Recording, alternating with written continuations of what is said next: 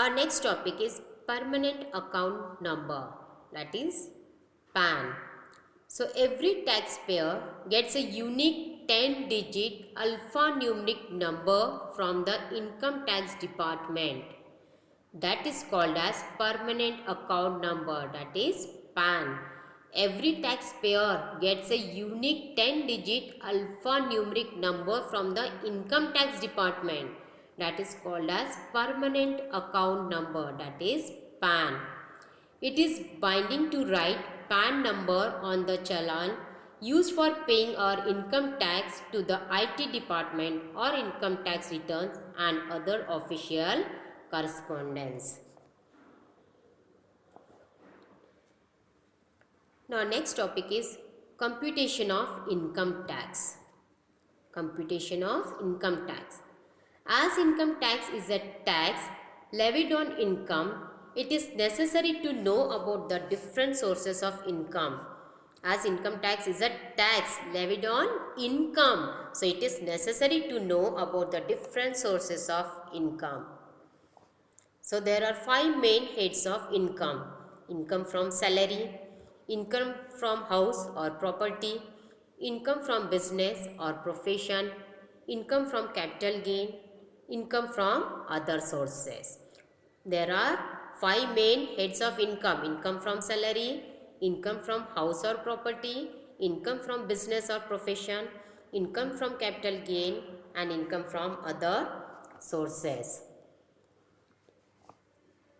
Important consideration for computing the income tax payable by a salaried employee.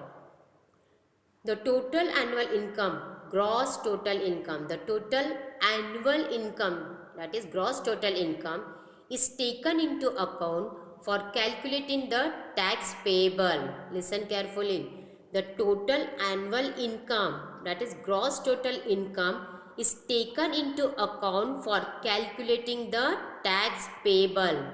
According to the sections 80C, 80D, 80G, etc. of the Income Tax Act, some deductions can be availed from the total annual income.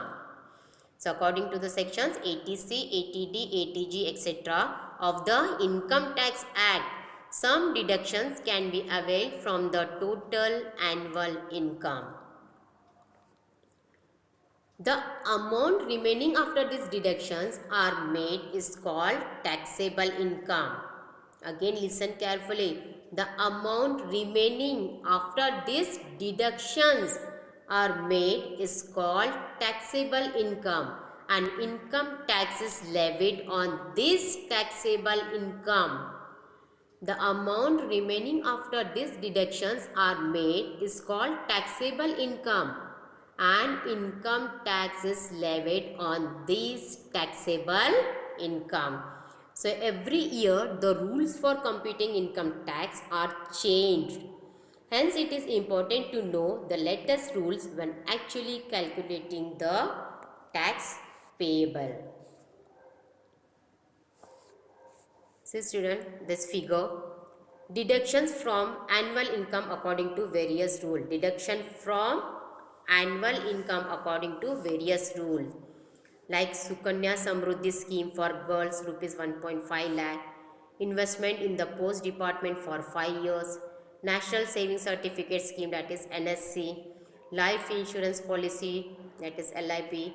Health insurance, then tuition fees for 2 children, public provident fund, that is PPF, housing loan, then mutual fund, and general provident fund, that is GPF. So these are all deductions from annual income according to various rules. No tax is levied up to a certain limit of taxable income, and this is called the basic exemption limit.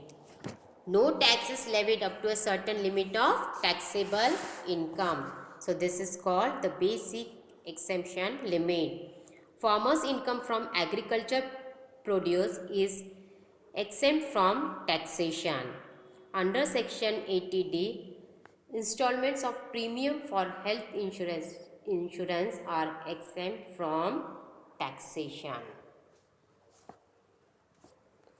Generally, the maximum permissible deduction to various kinds of savings under Section 80C is rupees 1,50,000. The maximum permissible deduction to various kinds of savings under Section 80C is rupees 1,50,000. This is also important point. The maximum permissible deduction to various kinds of savings under Section 80C is rupees 1,50,000.